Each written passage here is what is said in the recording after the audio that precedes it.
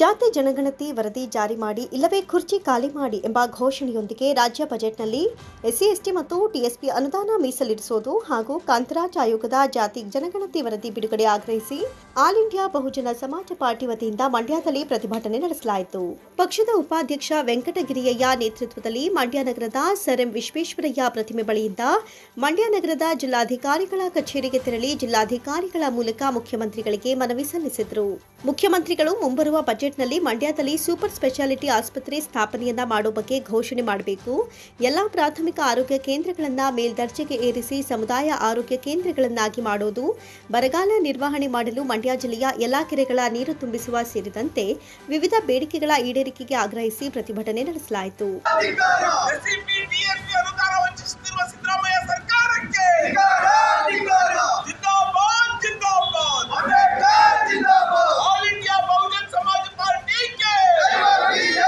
All India Bahujan ಸಮಾಜ party ನೇತೃತ್ವದಲ್ಲಿ ನಮ್ಮ ಮಂಡ್ಯ ಜಿಲ್ಲಾ ಸಮಿತಿ ಜಾತಿ ಜನಗಣತಿ ವರದಿ ಬಿಡುಗಡೆ ಮಾಡಿ ಇಲ್ಲವೇ ಕುರ್ಚಿ ಖಾಲಿ ಮಾಡಿ ಅನ್ನೋ ಘೋಷವಾಕ್ಯದೊಂದಿಗೆ ಕರ್ನಾಟಕ ರಾಜ್ಯದ ಮುಖ್ಯಮಂತ್ರಿಗಳಾದ ಸನ್ಮಾನ್ಯ ಸಿದ್ದರಾಮಯ್ಯನವರನ್ನ ರಾಜ್ಯ ಬಜೆಟ್ನಲ್ಲಿ SCPTSP ಅನುದಾನವನ್ನು ಮೀಸಲಿರಿಸುವಾಗ ಜಾತಿ ಜನಗಣತಿ ವೈಜ್ಞಾನಿಕವಾಗಿ ಏನು ಕಾಂತರಾಜ್ ಅವರ ಆಯೋಗದ ವರದಿ ಏನಿದೆ ಆ ವರದಿಯನ್ನು ಆಧರಿಸಿ SCPTSP ಅನುದಾನವನ್ನು ಈ ರಾಜ್ಯದ SC ST ಗಳಿಗೆ ಮೀಸಲಿಡಬೇಕು ಅಂತೇಳಿ ಆಲ್ ಇಂಡಿಯಾ ಬಹುಜನ್ ಸಮಾಜ ಪಾರ್ಟಿ ಒತ್ತಾಯ ಮಾಡ್ತದೆ.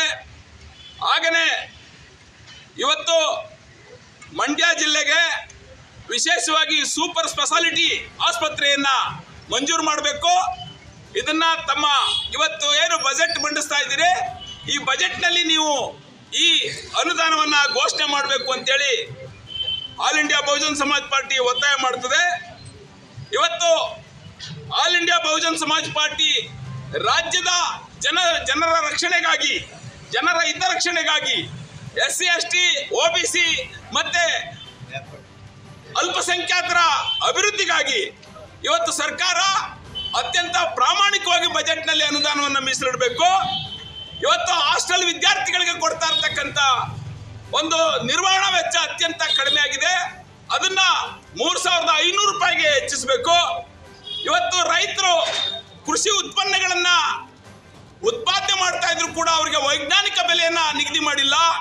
ಅದು ಡಾಕ್ಟರ್ ಸ್ವಾಮಿನಾಥನ್ ಆಯೋಗದ ವರದಿಯನ್ನು ಆಧರಿಸಿ ಈ ಬಜೆಟ್ನಲ್ಲಿ ರೈತರ ಕೃಷಿ ಉತ್ಪನ್ನಗಳಿಗೆ ವೈಜ್ಞಾನಿಕ ಬೆಲೆಯನ್ನ ನಿಗದಿ ಮಾಡಬೇಕು ಅಂತೇಳಿ ಮುಖ್ಯಮಂತ್ರಿ ಸಿದ್ದರಾಮಯ್ಯನವರನ್ನ ಒತ್ತಾಯ ಮಾಡ್ತಾ ಇದ್ದೀವಿ.